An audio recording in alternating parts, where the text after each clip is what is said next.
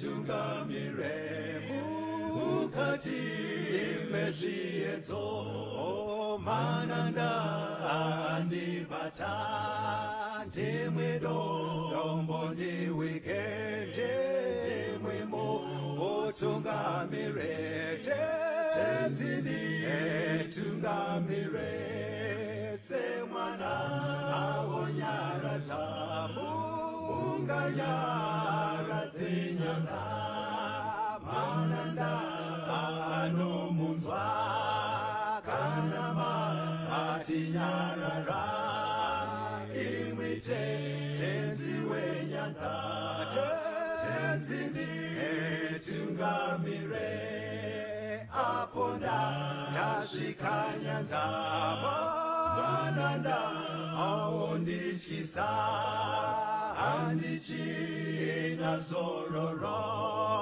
ndotsamira kune mwika ngandinzwe imwi motiti ndinokutungamira. Kwazivai vateereri, tinomuchingamidzai kuchirongwa The Second Coming of Christ chamunopiwa naPastor Gift Rodzi naPastor Caston Betera veku Seventh Day Adventist Church. Mustudio nhasi tina Proclaim Chaora ari kutiisira musign language. Mufundisi kwazivai vateereri. Vateereri, tinokuchingamidzai kuchirongwa The Second Coming of Christ. Tinoda kutenda hurukuro yedu yanhasi musoro wenyaya unoti tsamba kukereke yeRadhokia. Ndo tsamba yechi700. Ndo tsamba yechi700. The Seventh Church. Exactly. Okay. Exactly. Saka regai tiverenge pana zvakazarurwa 3 pavhesi ya14 mufundisi. Zvakazarurwa chapter 3 verse 14. Nyorera mutumwa wekereke iri paRadhokia uti, zvanzi naAmen, chapupu chakatendeka chazvokwadi, kutanga kwezvisikwa zvaMwari. Hanzi unyorere kereke iri paRadhokia uti, zvanzi naAmen, chapupu chakatendeka chazvokwadi, kutanga kwezvisikwa zvaMwari. Right. Now tikatidzokere kumashure zvishoma mufundisi. Takaita tsamba kukereke yePhiladelphia. Yechi6. Tikaona kuti yanga iri period yechi6. Kana mungade kuudza vateereri kuti panoda kuramba pachidzokorwa kuti pajeke. Chapter 2 nechapter 3 yaRevelation inotaura tsamba nomwe dzinonyorerwa makereke manomwe. Chaive chichiprofita chinotsanangura zvaizoitika munhoroondo yechinamato kubvira Jesu paakaenda kudenga kusvika paachadzoka. Saka period iri pakati pekuenda kwaJesu kudenga nepaachadzoka, period yacho iri pakati apa ndo yakadimburwa kuitwa zvikamu zvinokwana kuita 7. Saka patinoti kereke yekutanga yeEfesasi ndo chinenge chiri chikamu chekutanga Jesu achangoenda kudenga, from Jesu achienda kusvika kunana AD 100. Patinoti kereke yechipiri yeSmirina pari kutsanangurwa nhoroondo yechinamato kubvira AD 100 kusvika AD 313. Patinoti Church of Pergamos ndo chikamu chechitatu chinotsanangura nhoroondo panyaya dzekunamata yakaitika kubva kuna 313 AD nguva yana Constantine kusvikira AD 538. Patinozoti kereke yechina yeTiatira taakutaura nguva yechechi, nguva yeMark Ages kubva 538 AD kusvikira kunana 1500. Patinoenda chechi yeSardis yechi5 taakubva nguva yekunana 1517 ikokoko, nguva dzana Martin Luther vayava, tosvika kunana 1755 inenge iri yeSardis. Patinoti Philadelphia yechi6 ndo nhoroondo yechechi kubva kunana 1755 tichisvika 1844.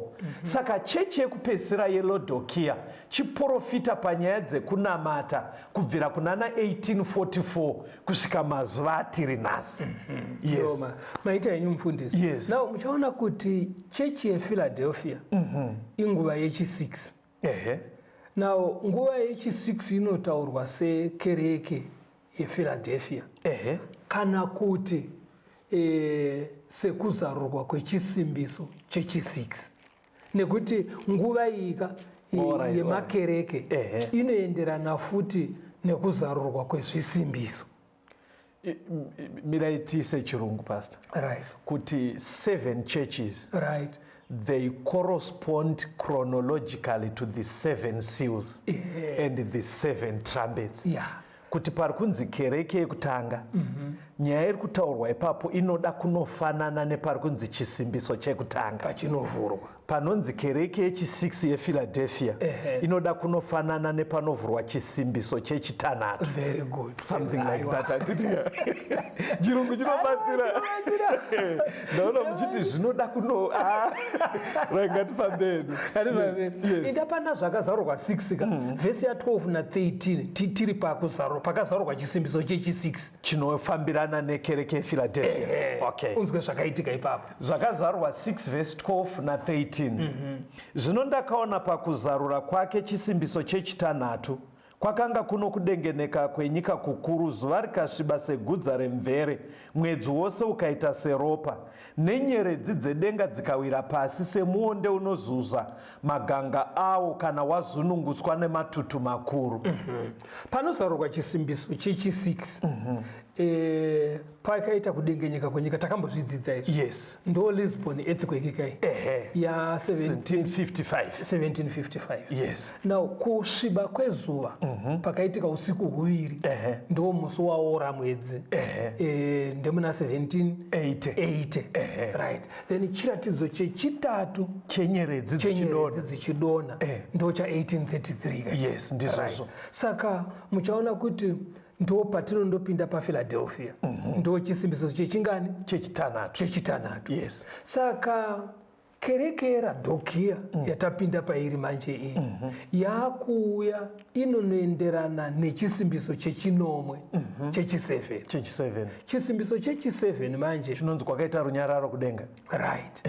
Panenge pakutonouya kwaJesu ndo kwekupedzisira.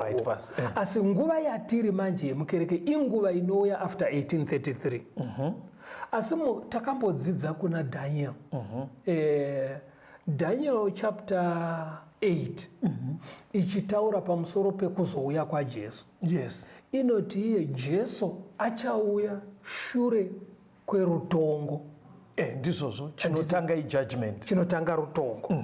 Rutongo urwu ndo rwakatanga 1844. Paya pataidzidza kuti vamwe muchiri kueka zvidzidzo izvi paitaura 2300 years dzakatanga 457 BC dzosvikopera muna 1844 dzichinzi padzinoperera kureva gore ra1844 judgment rutongo runobva rwatanga kudenga. Yes. Right. Saka panotanga rutongo irworwo manje 1844 tinenge tasvika pakereke yechi7 Radokia. Kana kuti kuzarurwa kwechisimbiso chechi7 ndo pachinotangira. Panondoperera nguva iyoyo ndo panobva pauya Jesu. Inonopera nekuvharwa kwemutsa. Kuvharwa kwemutsa takambozitsanangura taiti kudizviya ndo pekuti handiti parutongo panenge pachionekwa marecords evese vakatenda vakagashira ropa raKristu vakaramba vachifamba here mazviri kusvikira ndingangoti chinhu chinoitwa munhu wese kubvira kwekutanga kuna naabhera vana vanaadhamu touya kusvika kumutendi wekupedzisira. Basa iroro parinopera rutongo rwobva rwaguma rwakadaro. Hapasisina mukana wekuti anoda kutendeuka atendeuke. Ndokuvharwa kwemutsauro. Inotsindirwa pana zvakazarurwa 22 kai. Zvakazarurwa 22 verse 11. Right. Usina kururama ngaaramba achiita zvisakarurama. Une tsvina ngaaramba achisvibiswa. Wakarurama ngaaramba achiita zvakarurama. Mutsvene ngaaramba achiitwa mutsvene. Saka panonoperera nguva yekukereke yeRadokia. Yes. Inonovharwa nechirevo icho chichi. Yes. Kuti munhu ndaachiramba ari kwaari. Izvinezvi patiri kudzidzisa shoko mustudio tiri kukurudzira vatendi gashirai chokwadi chaMwari. Mugadzirise mararamiro enyu nenzira dzenyu. Handiti wazviona. Tichiri kutokurudzira vanhu sezvinotaura shoko kuti vagadzirise nzira dzavo pamberi paMwari. Right. Asi pachasvika nguva yekuti Mwari anoti munhu ndaachigara akadaro. But pastor, sorry, hazvisi muchidzidzo. Pane kutaurika kwekuti munhu anogona kuti but Mwari anotoziva weakness yangu. Imuri kuti tigadzirise nesimba ratinopiwa naMwari zvimiro zvedu. Panobatsirika sei? Because tine vanhu vekutoti haasi kunyatsoramba zvekunamata, but ari kutora sekunge kuti iye Mwari chaiye anotoziva weakness yangu. Imuri kuti mutsa uchavharwa mukana ukaona mwana ari student achiti hai ticha anotoziva kuti isubject mungagashire here uri mubereki wemwana otosikuti ticha chaiva anotoziva kuti apa aiwa handigashire zvakadaro. unofanira kutoshingaira because exam riri kuuya handirwazvo. Saka Mwari anoziva kuti ndo weakness yangu, ndo weakness yako Betera. Asi Mwari ari kuti kana mukagashira Jesu munopiwa simba rekuzvigadzirira, rekukunda maweakness iwayo. Saka zviri kuitwa iye zvino mutsa usati wabvikwa. Pane nguva Mwari yaanozoti chigara neweakness yako iyoyo toona kumberi. Saka nguva ino yatiri manje kana ukatarisa Jesu achitaura kuna Mateo 24 anoti vhangeri yeushe ichaparidzwa munyika dzese. Vhangeri yaaitaura ivhangeri inotaurwa pana zvakazarurwa 14.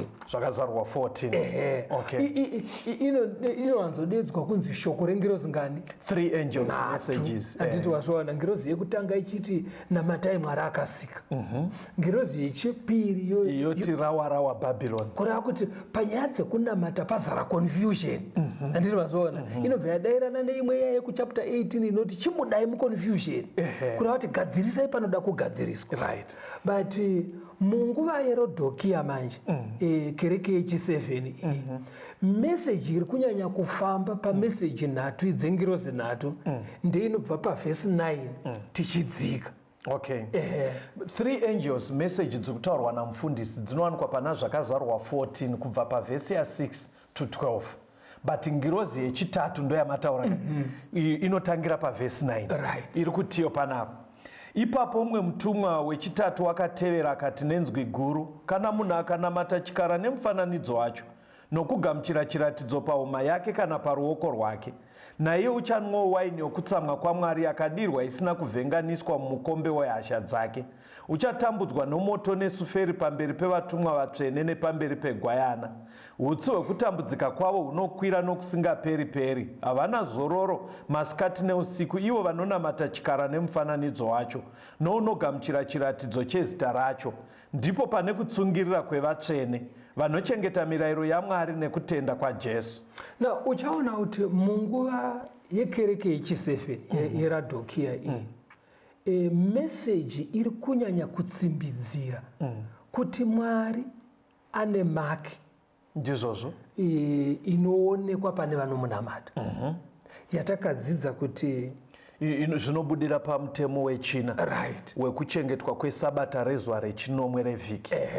Saka vanhu vanonamata Mwari vanofanira kuchengeta mitemo yake yese iri ine gumi kusanganisira neuyu wemaki yaMwari. Asi kune maki wofuti inonzi maki yechikara, maki yakaiswa nechechi munguva yeMark Ages yekuchengetwa kwezuva rekutanga revhiki roitwa sekunge ndo zuva resabata. Saka ipapapa panofanira kuita noizi yakawanda munguva yeRodhokia.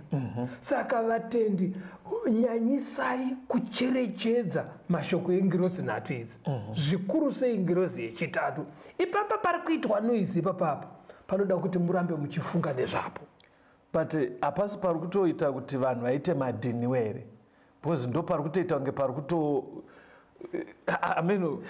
zvazvinoita unoziva kuti zvinofanana nekudaiwo ukaumba mombe yevhu ukaiisa pazuva inooma, ukaiumba iri yekenduru ukaiisa pazuva inonyungudiswa.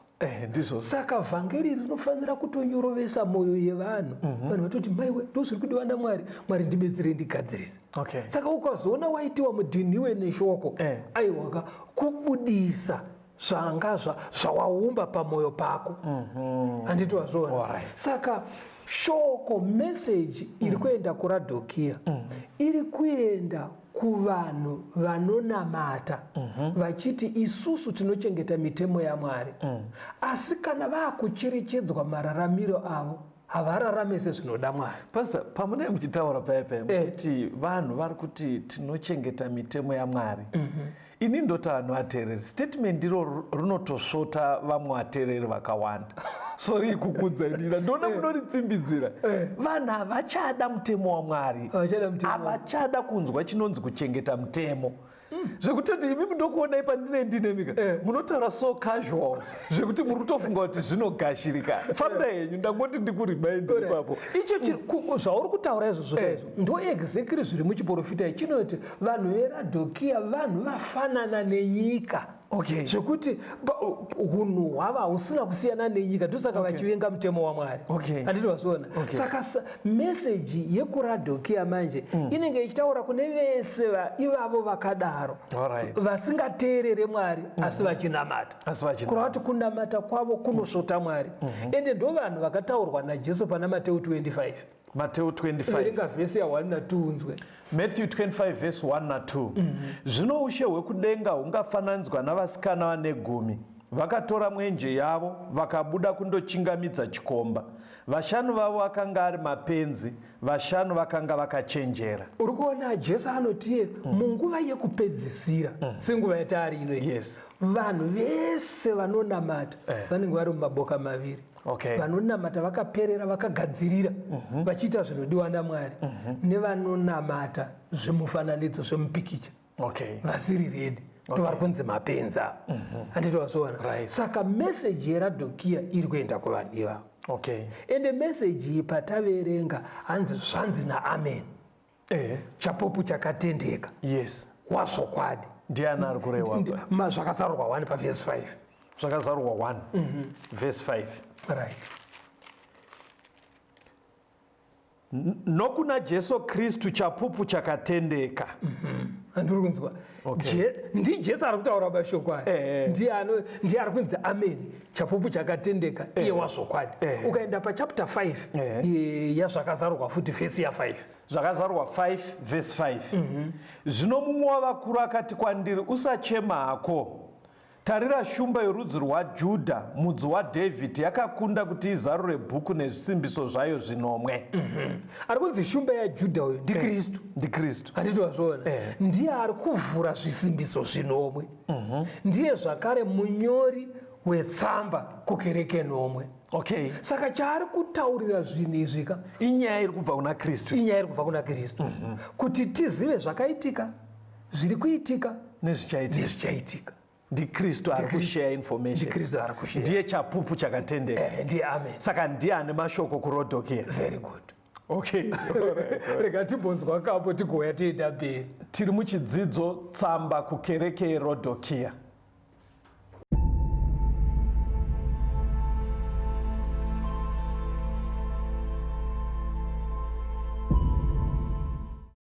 Muhondo yedu na sata ni mwari wangu, mundivige muruoko rwenyu.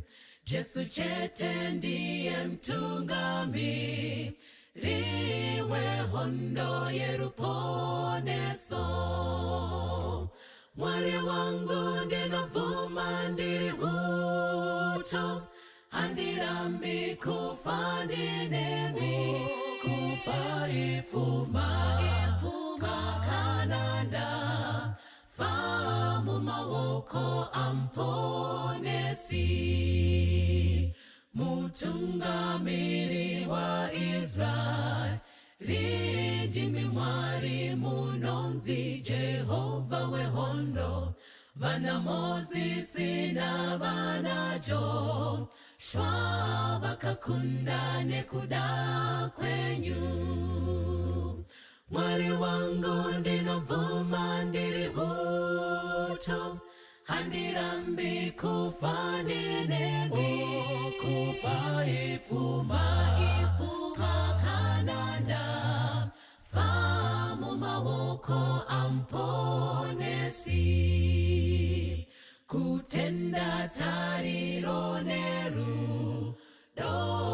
akapiwa kwatiri muhondo iyi ngatizvishandise ito sedakara kumagumo. Mwari wangu ndinobvuma ndiri uto, handirambi kufa ndinemi kufa ipfuma kakananda fa mumaoko amponesi.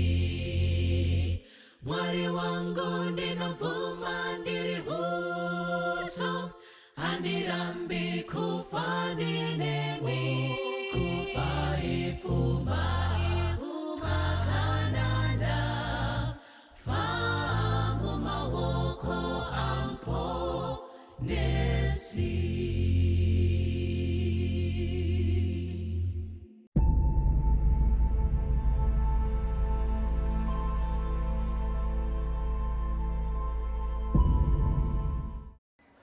Tinomuchingamidzai zvakare vateereri.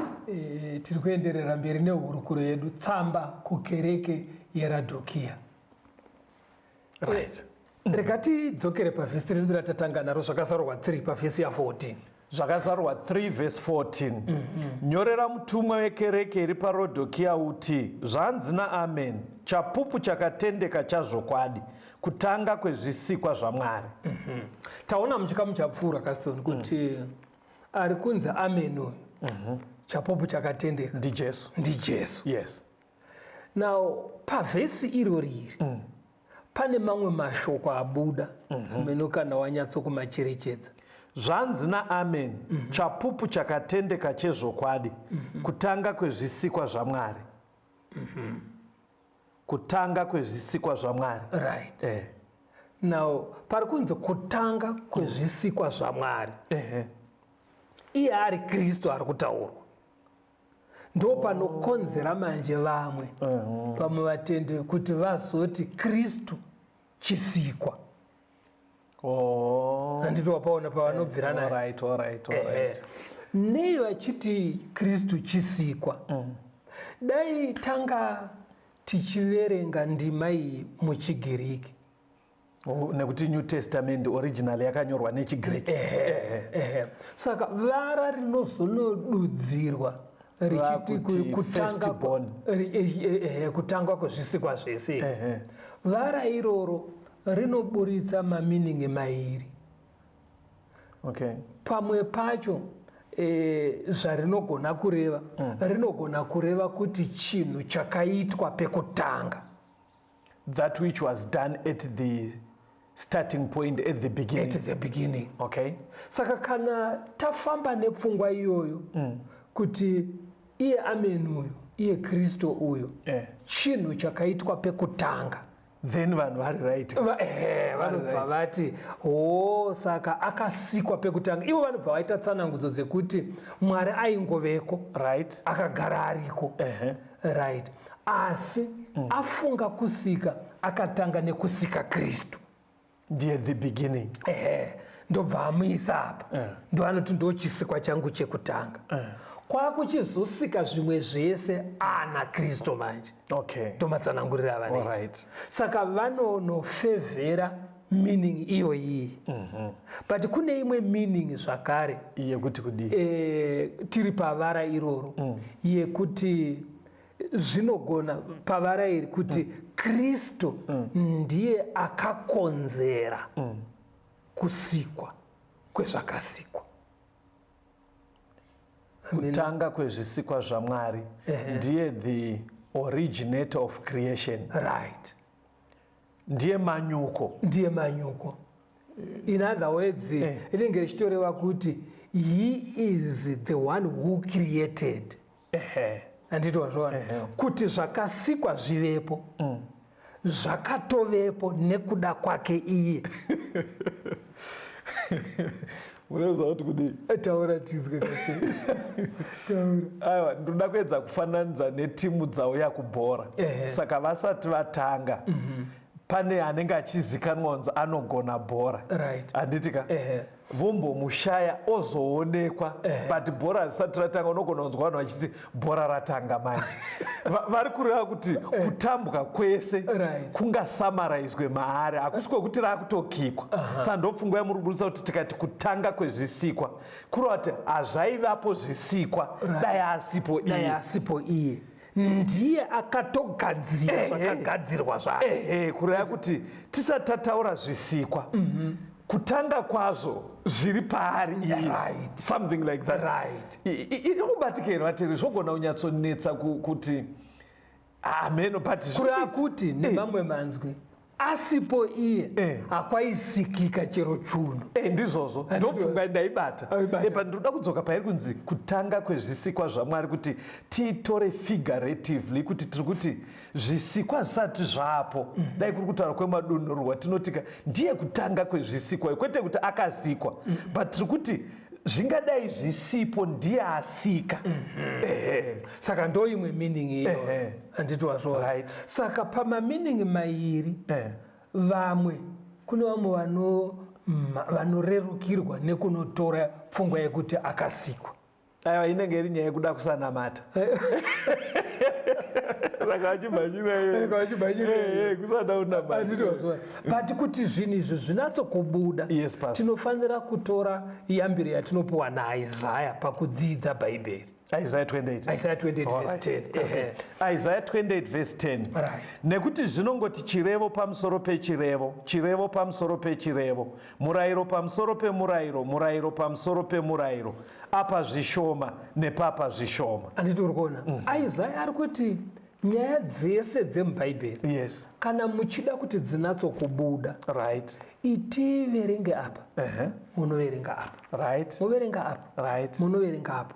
Muri kutsvaga ndima dzese dzinotaura nepfungwa imwe chete, right, modzienzanisa, dzinokuburidzirai zvakanaka. Haikuna kungobata ndima 1 womonerana naiyoyo wakutoburitsa dzidziso. Alright. Handiti wapabata. Saka ngatidaroi manje papa. Rava mabasa Mateo 1 verse 23. Matthew 1 verse 23. Tiri kuteera pfungwa yekuti Kristo dangwe of creation. Alright. Tarira, mhandara ichava nemimba, ichazvara mwanakomana, vachamutumidza zita rinonzi Emmanuel.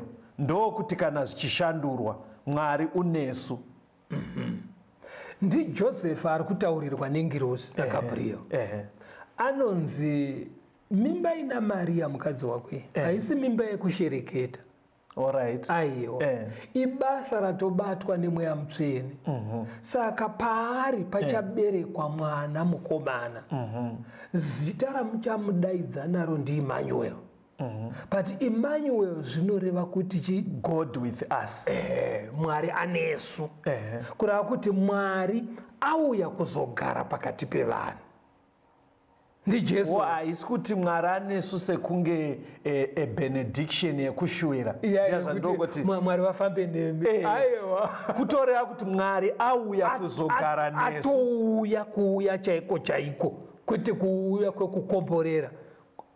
Saka kuuya kwaJesu kuri kutaurwa apa kwaive kuuya kwaMwari. Right. Kutoberekwa kwakaita Jesu ka ndi Mwari akatouya kuzogara nesu vanhu. Ndiri kuona unenge uri kutsinzirira zviri kukudetsa. Saka tikatorewa uchitsinzirira vateereri vanogona kuva vari kuregera. Inoenda ichijeka patinondoverenga pamberi. Verenga John 1 verse 1 to 3 uchaona ichaenda ichiti tamba. John 1 verse 1 to 3. Pakutanga shoko rakanga riripo, shoko rakanga riri kuna Mwari, shoko rakanga riri Mwari. Ireri pakutanga rakanga riri kuna Mwari. Zvinhu zvose zvakaitwa naye, kunze kwake hakuna kuitwa kunyange chinhu chimwe chakaitwa. Right. Ndoda kuti tidzoke pandima iyo. Hanzi pakutanga shoko rakanga riripo, kwakanga kuine shoko. Shoko rakanga riri kuna Mwari. Shoko rakanga riri Mwari. Right. Saka ngatibatei kuti pana shoko. Shoko ndi Mwari. Anditika. Shoko ndobva asika zvese zvakasikwa. Zvinhu zvose zvakaitwa naye. pajeka. Saka pana shoko. Shoko ndimwari. Shoko ndiye asika zvinhu zvese. Atanga anzi shoko akanga ari kuna Mwari. Zvikazonzi futi shoko rakanga riri Mwari. Ndiri kutungamira. Saka ndinoda kutobatsira iwo kuti ujekerwe ndaona uchisunga kupesi. Ndibatsire pastor right handed. Saka hanzi pakutanga paiva nashoko. Imbosiya pekuti ari kuna Mwari. Shoko ari ani? Ari Mwari. Ari Mwari. Yes pastor. Ndobva shoko aita sei? Asika. Ndizvozvo. Handitozvona. Saka shure kwekusikwa kwezvinhu zvese. Zvasikwa nashoko izvo. Ari Mwari. Ari Mwari. Verenga verse 14 unzwe. John 1 verse 14. John 1 verse 14. Shoko rikazova nyama rikagara pakati pedu. Tikaona kubwinya kwake, kubwinya sekwawakaberekwa mumwe chete waBaba, azere nenyasha nezvokwadi. Shoko akazoita sei? Akazova nyama, akagara pakati pedu. Right. Shoko uya akanga ari Mwari uya paaisika. Right. Akazoita nyama. Kureva kuti akazoita munhu. Nyama mutumbi uyu. Akazoita munhu. Akazoita munhu. Ndo Emmanuel manje.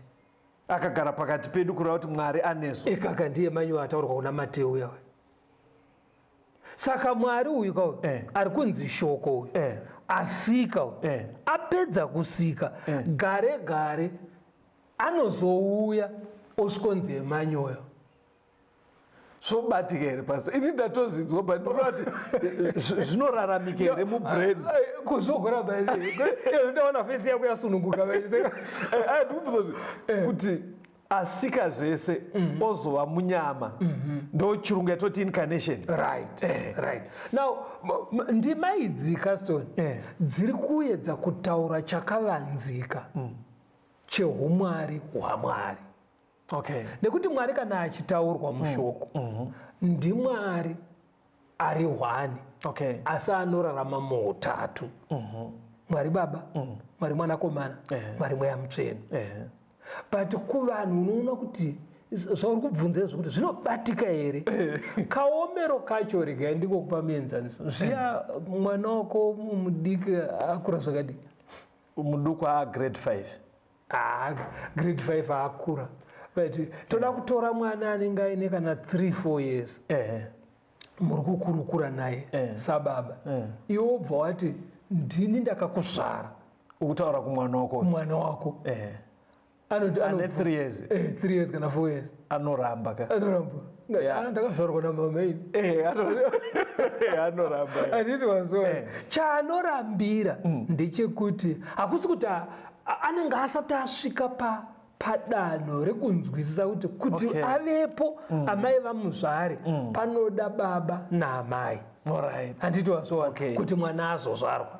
Saka kuramba kwaanenge achiita kuya hatombopuhwi mhosva zibenzi iri kana aiwa. Hapana mhosva. Izera rake. Saka patiri panapa isusu nepfungwa dzedu kuti tinatsokugashira umwari hwaMwari.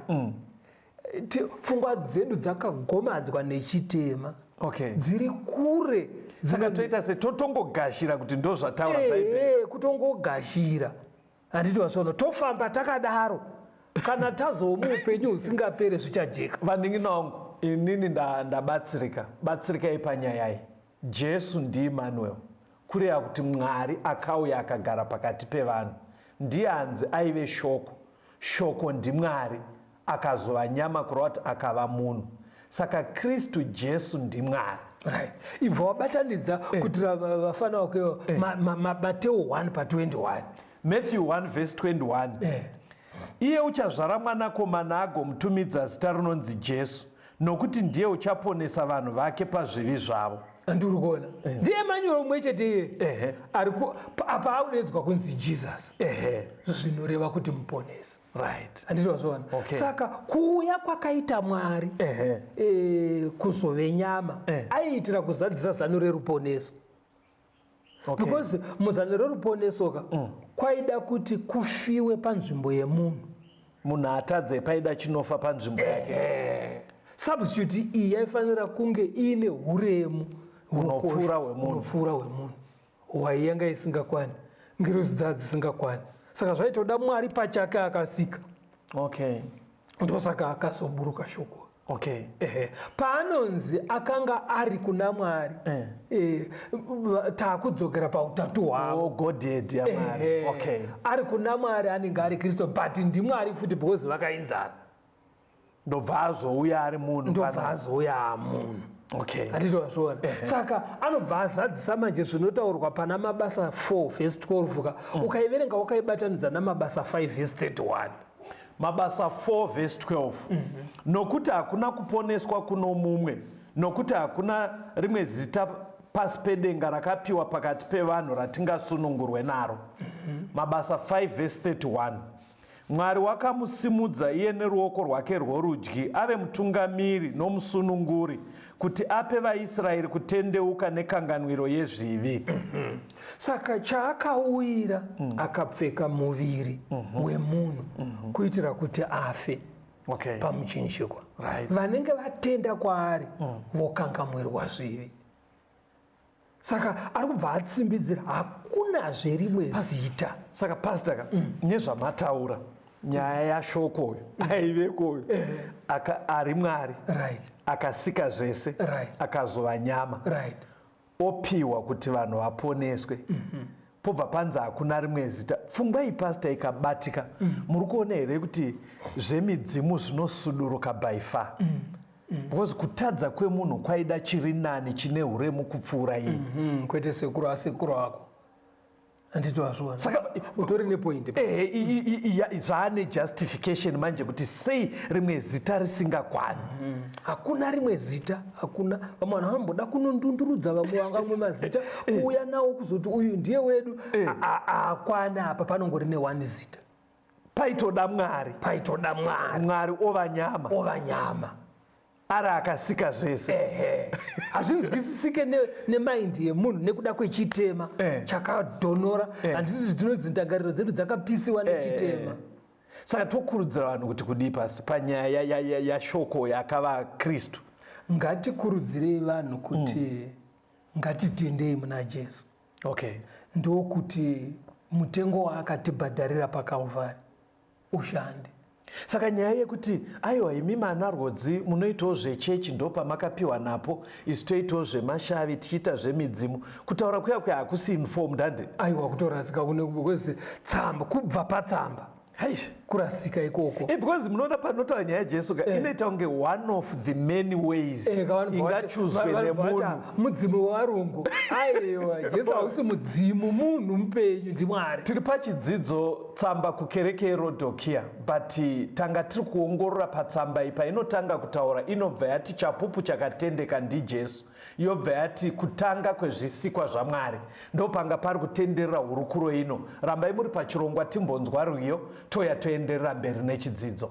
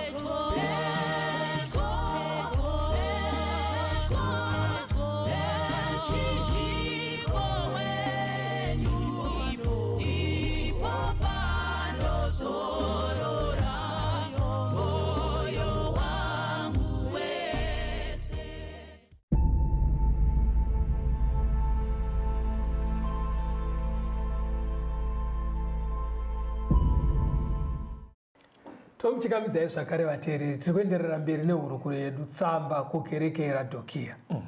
Right. Patiri kutevera tsamba iyi kukereke yeRadhokia, Yes, Pastor. taona kuti tsamba iyi yakanyorwa naAmen, chapupu chakatendeka ndiJesu. Ndobva anzi dangwe pazvisikwa, kwokutanga pazvisikwa. Rega tida kuti titere pfungwa iyoyi kuti isiyare yanyatsojeka tisati taenderera mberi netsamba iyi. Ndiri kukunzwai. Ndanchifunga kuti mumbotsvaga katauriro kamaita, because pavateereri vedu havasi vese vanoteerera vari maChristians. Okay. But dzimwe nguva zviri kutovafosawo kunzwa zviri kutaurwa mubhaibheri. Mungaencourage sei vemamwe mareligions kuti vazvione zveshuwa kuti kunamata kwese kunogona kusabudika pakasaita shoko akazova nyama anova Kristu. Because ini pandotasa mareligions mukusiyana kwavo, unogona kuona kuti chinhu chiri kubata a certain religion chinhu chisingakwalifai kuti tibva tanyatsoti pane kuponeswa kwemunhu. Because mukuona kuti shoko akanga ariko kwekutanga ndiye Mwari, akava munhu, ava munhu ndiye akabva azopiwa akatifira kuti tipone. Saka mukusiyana kwemareligions muchiona kuti pane mutungamiri weevery religion, but uchinyatsoona kuti uyu mumwoyo kwawo ari kunoita short fall. Hazvinyatso uchingozviscrutinize unyatsoona kuti hapana kunyatsa kuponeswa kwavanhu. Mungakurudzire kuti chinodiwa hakurambidzwa kuti kudzinza renyu kana kuti kune imwe nzvimbo kuite munhu akakurumbira. Yes. Because vanhu vanogona kukurumbira zvinoita kuti vanhu vakurumbire zvakasiyana siyana. Yes.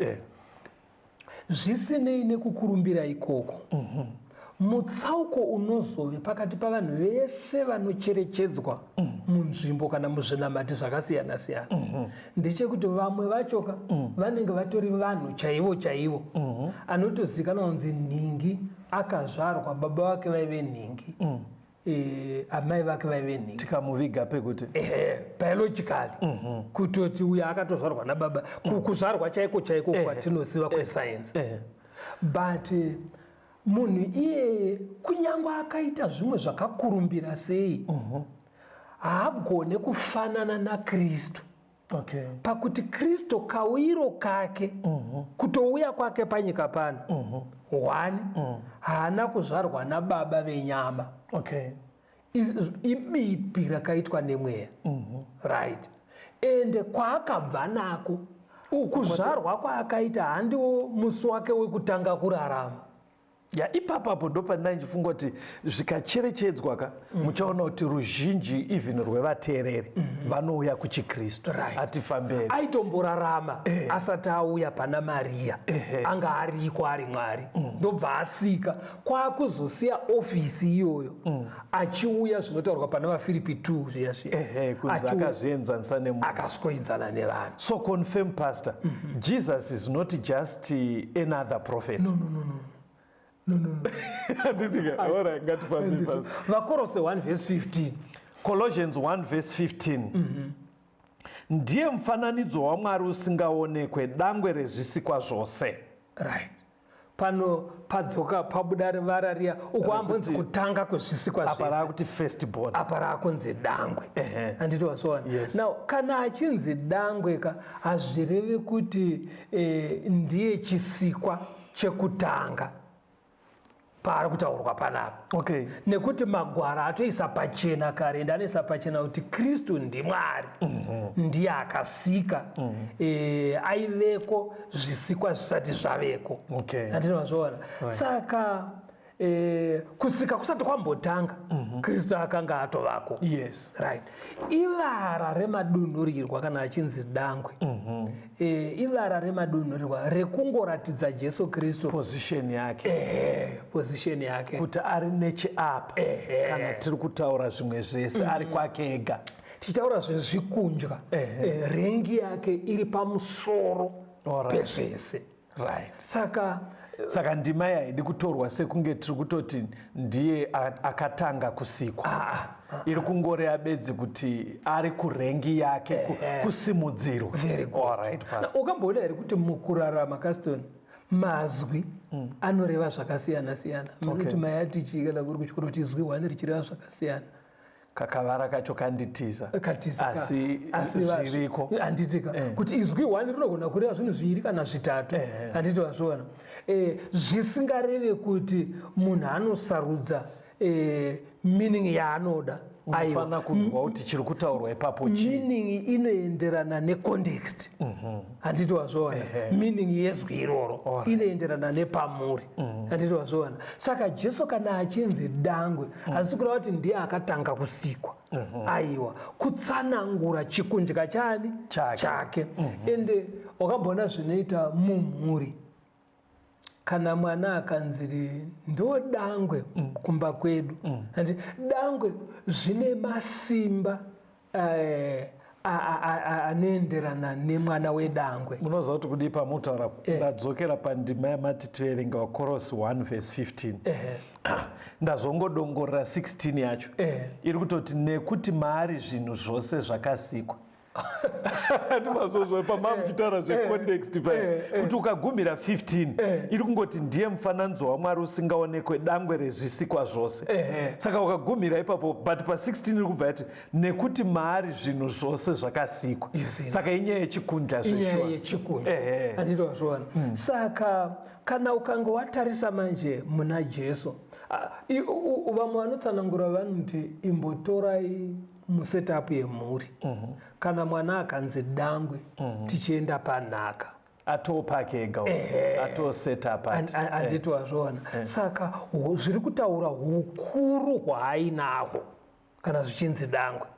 Fambai pane mubvunzo wanoda kuzokubvunza. Sepaipa paanoti iye ndakapiwa simba rose kudenga nepanyika. Kureva kuti kudenga kungirozi dzese idangwe. Alright. Muombe. Pano pasi muombe. Handiti mazviona. Saka ndo zvasviri kungoreva. But toda kuti titendei pamberi zvishoma. Tichingotarisa vara rekuti dangwe irori. Tora Mateo 1:25 ka uiverenge pamwe chete naRuka 2:7. Mateo 1:25. Right. Akasamuziva kusvikira azvara mwanakomana wake wedangwe ndokumutumidza zita rinonzi Jesu. Luke 2:7. Akazvara dangwe rake mwanakomana akamuputira nemucheka akamuvanzira muchidyiro chezvipfuyo. Panapa uri kuona kuti izwi rekuti dangwe riri kushanda kureva mwana wekuzvarwa kekutanga nemunhu iyeye. Yes. Handitozona ndo dangwe. Saka apa avachareve zvechikunja riri kutoreva atotanga kuzvarwa naMaria ndiye Jesu. Handitozona. Ukaendawo pana Hebrews 11 paverse 28. Hebrews 11:28. Right. Iri kutiyo panapa. Nokutenda wakavamba Paseka nekusasa ropa kuti muurayi wematangwe arege ivo. Panapa pari kutaurwa zvemadangwe emuEgypt. Yes. Aive madangwe chaiwo mafirstborn akaurawa nengirozi musi wavaIsraeri. Saka bhaibheri rinogona kuti dangwe richireva mwana wekutanga mumhuri. Handitozvaona risingareve chikundya. Inda pana vaRoma 8:29. Romans 8:29. Right. Nokuti vaakaziva kare ndivo vaakatemerawo kare kuti vafanane nemufananidzo wemwanakomana wake kuti ave dangwe pakati pehama zhinji. Now panapa Kristo Paul manje paakutaura position yaJesu samukoma mukuru pakati pevatendi, pakati pevanonamata. Kuti kana tasangana vekunamata we are brothers. But tine big brother yedu anova Jesu. Haisisiri yekutanga kuzvarwa but yakutaura musetup yemumhuri medu semakristu. Because kana mangoita makristu matoo mhuri yedenga. Saka mumhuri yedenga chinonotibatanidza naMwari kutidzorera kuna Mwari ndiJesu mukoma wedu mukuru. Handitozvona. Saka kushandiswa kwevara kuti dangwe. Fambai. And udzokera kuna vaKorose kuya pachapter 1 ka uverenge verse 18. Colossians 1:18. Right. Ndiye musoro womuviri, ndiye kereke, ndiye wekutangwa, dangwe rekumuka kuvakafa kuti iye ave mukuru pazvinhu zvose. Panapo uri kuona futi akunonzi dangwe kubva kuvakafa. But ukacherechedzaka uchaona kuti kana tichiteera nguva Jesu asati atombofa pane vakanga vamuka vana Mozisi vana Razaro nevamwe vave kumutswa nana Elisha vaya handiti wazvaona. Saka iye anogozonzi dangwe sei. Iye akazofa akamuka kuine vamwe vakatomuka kudhara. Unoona pano vafanwa vanombofona vachiti imi muri kuti Kristu ari kunzi ndiye akatanga kumuka sei. Iko kuna Razaro nevakawanda vamataura. Saka hauzi udangwe pakuti ndiye akatanga, asi rudzi rwekamukiro kacho kake avaitomutswa nekuda kwake because ndozvati wabva wanyatsobaya chaipo chaipo because ndozviri pana zvakazarurwa wanika pavhesi 18 kunzi ndiye ane kii dzerufu. Saka kuti pamukweka ndiye ane kii dzacho handiti wazviona. Saka zviri kunzi nyaya dzekumuka dziri maari, makii acho anawo muchiuno chake iye. Ndosaka achinzi dangwe panyaya dzekumuka. Handiti wapabata. Handii pana vaHebrew 1 pavhesi ya 6. Hebrews 1 verse 6. Uye mumubvunzo wako miraitonzwa. Hebrews 1 verse 6. Uye kana achizouyisa zvedangwe rake panyika unoti vatumwa vose vaMwari ngavamunamate. Uri kuona ndiMwari ari kunzi kana achizouyisa dangwe rake anoti vatumwa vese ngavamita sei, ngavamunamate. Now pakunobuda chimwe chinhu ipapa ukaona akunzi ngaanamatwe. Ndoda kuti uverenge kunonamatwa akasika ndopfunga uverenge pana zvakazarurwa 14 verse 7. Zvakazarurwa 14 verse 7. Akati nenzwi guru, ityai Mwari mumurumbidzei, nekuti nguva yake yekutonga yasvika.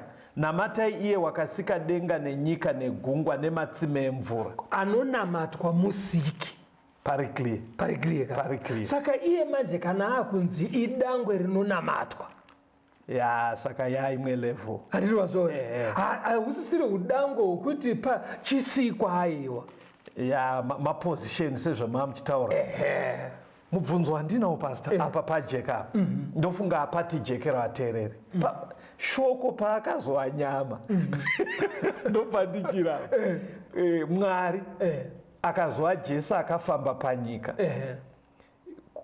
Chii chakaitika? Nyama yakazangana nedivinity here. Chii chakaitika? Zvakanoita 50-50 here pastor. Kuti 50% munhu 50% ndiMwari. Chii chakaitika apa pastor? Panotonzi manjeka chakavanzika chiripo chekuti muupenyu huno chinogona kusanatsokujeka ndechekuti Kristu paakauya. Unoona sei ndabvunza? Awara imbopindura ndibvunzwa. Kristu paakauya akanzi Emmanuel kureva kuti Mwari auya kuzogara nesu. Saka paakauya aitove 100% Mwari. Ndozvandaida kuwedzera mubvunzo because dai aive 50% divinity bhaibheri raisazoti Mwari auya kuzogara nesu, yaita hafu yaMwari. Saka riri kutoti Mwari kura one whole, aitove Mwari. It was 100% divinity. Asi pamusoro paizvozvo aive futi 100% munhu chaiye anonzwadzara wekuti ukamutswinya anotorwadziwa. Ndosaka aitochema paairohwa achitonzwa nyota. Achitonzwa nyota. Saka metsi yacho pastor mukuti he was 100% human, 100% divine, zvopachi zvobva zvapa Emmanuel Kristu. Ogonozoti 200%. Saka 100% human plus 100% divine equals Jesus Christ.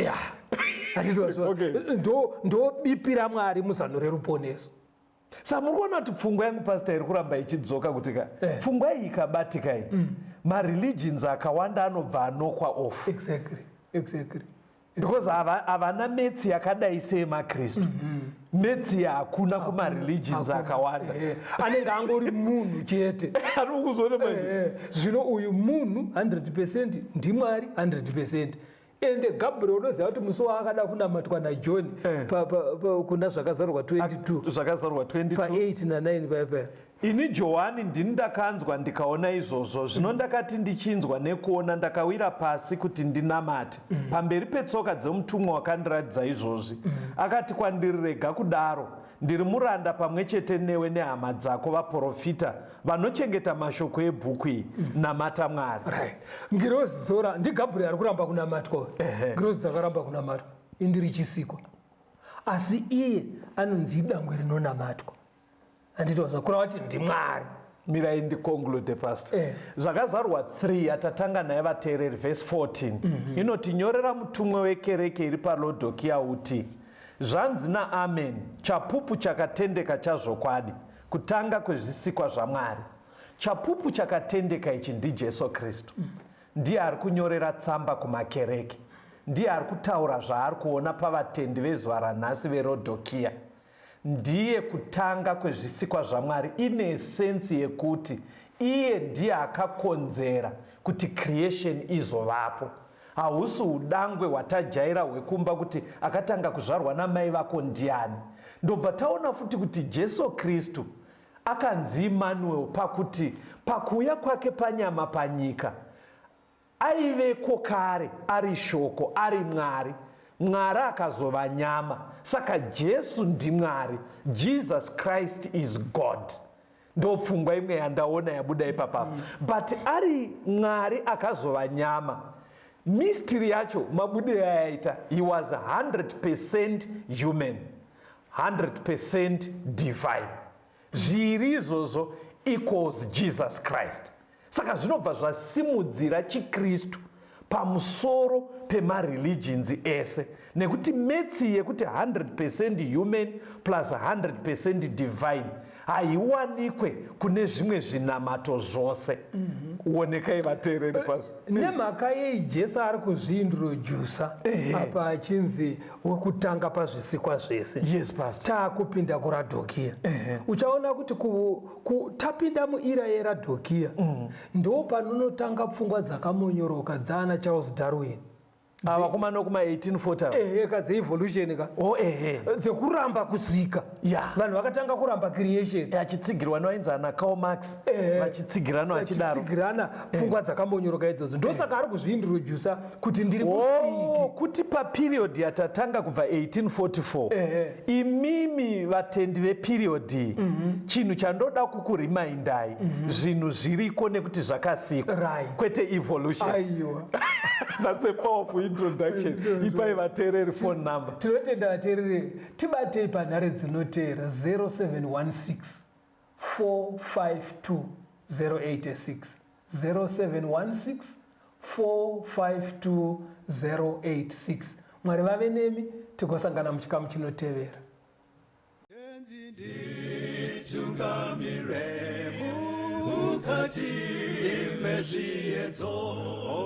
Mananda andibata temwedo dombondi wikende temwemo otungamire tenzini tungamire semwana awonyara tabu unganyara tinyanga mananda anomunzwa Tinyarara imwite tenzi wenyanza tenzini tungamire aponda yasvika nyanza mananda aondichisa andichina zororo ndotsamira kune mwika kandinzwe imwi moti inokutungamira